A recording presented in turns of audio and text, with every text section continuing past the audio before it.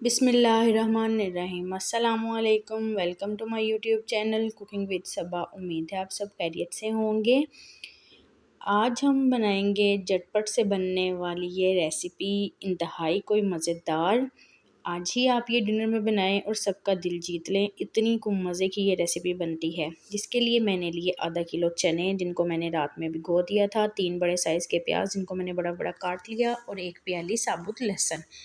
उसके बाद मैंने एक प्रेशर कुकर लिया। प्रेशर कुकर में मैंने चने ऐड कर दिए और लहसुन और प्याज ऐड कर दिया।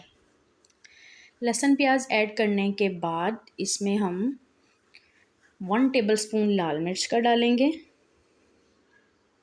पाउडर। उसके बाद 1 टेबलस्पून ही हम नमक का ऐड करेंगे और 1 टीस्पून हम इसमें हल्दी ऐड करेंगे। बस यही मसाले आपने ऐड करने हैं। उसके बाद 1.5 लीटर पानी का ऐड करेंगे और इसको आधे घंटे के लिए आपने कुकर लगा देना है तेज़ आंच पर। आधे घंटे के बाद मैंने प्रेशर खोला तो देखे पानी हमारा ड्राई हो गया। अब हम इसको पतीली में कन्वर्ट करेंगे और इसकी भुनाई स्टार्ट करेंगे। मैंने इसको एक पतीली में कन्वर्ट करने के बाद इसको चम्मच हिला हिला के इसका मसाला अच्छे से मिक्स कर लिया। अब मैंने इसमें 1 प्याली घी और थोड़ा सा नमक लाइट था तो मैंने ऐड कर दिया।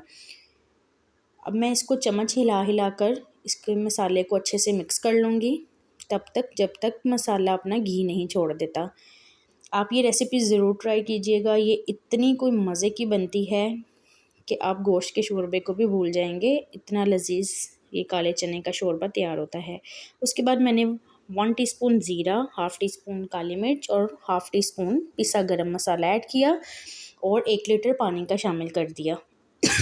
पानी शामिल करने के बाद अब मैं इसको 10 मिनट के लिए बिल्कुल लो फ्लेम पर दम पे रख दूँगी। 10 मिनट के बाद देखें माशाल्लाह से कितना अच्छा शोरबा तैयार हुआ। आप चाहे तो पतला शोरबा भी बना सकते हैं, चाहे तो गाढ़ा शोरबा भी बना सकते हैं।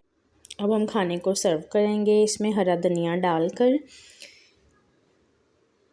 आप भी ये रेसिपीज़ ज़रूर ट्राई करें और मेरी इसी तरह मज़ेदार रेसिपीज़ देखने के लिए मेरे चैनल को सब्सक्राइब करें, वीडियोस को लाइक करें और पूरा देखा करें, दोस्तों के साथ शेयर करें। अल्लाह हाफिज़।